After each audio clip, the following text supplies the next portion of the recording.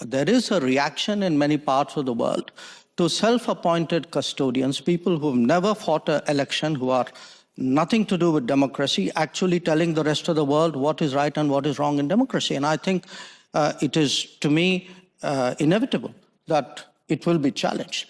Favorite stories about Mahatma Gandhi was when he traveled to Britain and somebody asked him, what do you think about Western civilization? And he said, I think it would be a good idea. We're still waiting. Yeah. So let me paraphrase that slightly. As we're having this discussion, this tortured discussion, what do you think about Western democracy? Well, look, before I do that, let me, because I think I appear to be an optimist in what is a relatively pessimistic panel, if not room. So I'll begin by sticking up my finger, and don't take it badly, it's the index finger. The mark you see on my nail is a mark of a person who's just voted. We just had an election in my state, just over. Last year, we had a national election. In Indian elections, roughly 2/3 of eligible voters vote. At the national election, electorate of about 900 million, about 700 million voted. We count the votes in a single day. Nobody disputes the result after it's announced. And if you look, and by the way, from the time we started voting in the modern era, 20% people more vote today than they did decades ago. So the first message that somehow democracy is in trouble globally, worldwide, I'm sorry, I have to differ with it. I mean, right now, we are living well, we are voting well, we are optimistic about the direction of our democracy, and for us, democracy is actually delivered. Senator, you said that, democracy doesn't put food on your table. Actually, in my part of the world, it does. Because it actually, today, because we are a democratic society, we give nutrition support, food support to 800 million people. And for whom that is a matter, of how healthy they are and how full their stomachs are. So the point I want to make is, look, different parts of the world are going through different conversations. Please do not assume that this is some kind of universal phenomenon. It is not. There are parts where it is working well. Maybe there are parts where it's not.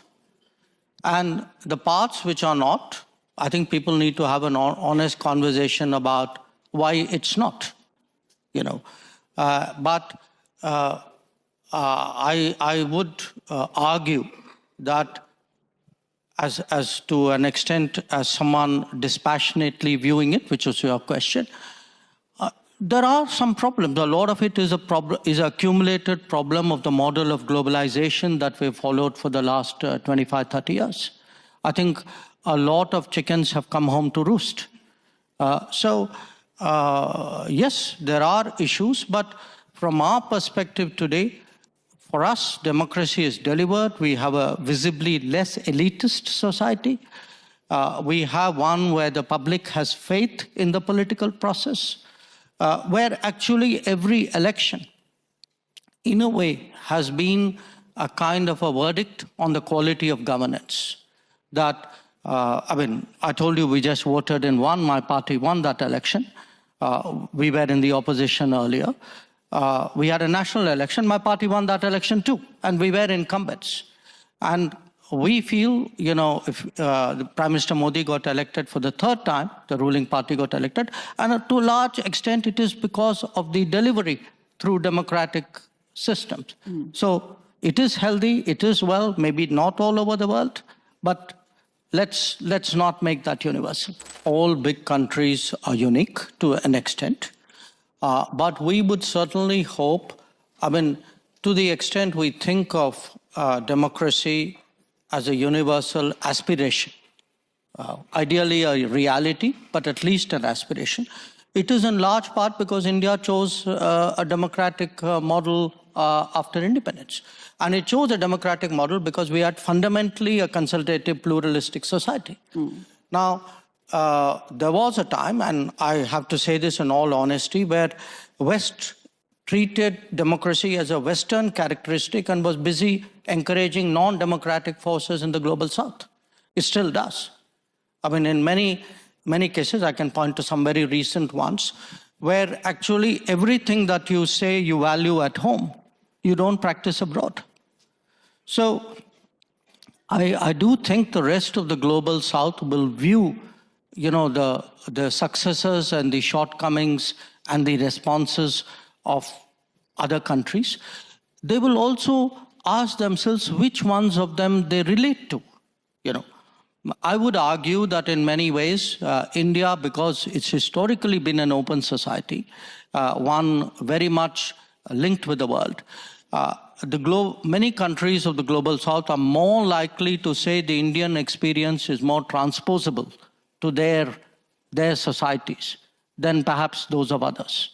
So I do think in our progress as a democracy, the fact that for all the challenges that we've had, even at a low income, we have stayed true to the democratic model, which is almost, if you look at our part of the world, we're pretty much the only country that has done that. So I think it's something the West should look at, because if you do want democracy eventually to prevail, it's important the West also embraces successful models outside the West. I would challenge the equation of, liberalism in a kind of an international way with democracy. I do think different societies have their own cultures, their own values, their own ways of doing things. And the idea that there is some kind of one truth and one judgment and one norm, and that should be preached, propagated, evaluated, and judged. I think that is one of the big issues we're having today in politics. And it is done by think tanks, it's done by people who do ratings, it is done by newspapers. So I think there is a reaction in many parts of the world to self-appointed custodians, people who've never fought an election, who are nothing to do with democracy, actually telling the rest of the world what is right and what is wrong in democracy. And I think it is, to me, inevitable that it will be challenged. My second issue, is, look, every country has its mainstream politics. It has its outliers, okay? If I were to look, for example, at how much Europeans, Westerners, reach out to outliers in those societies. If I were to look at what do Western ambassadors do in India, if my ambassadors did a fraction of that, you would all be up in arms. So I think there are double standards here.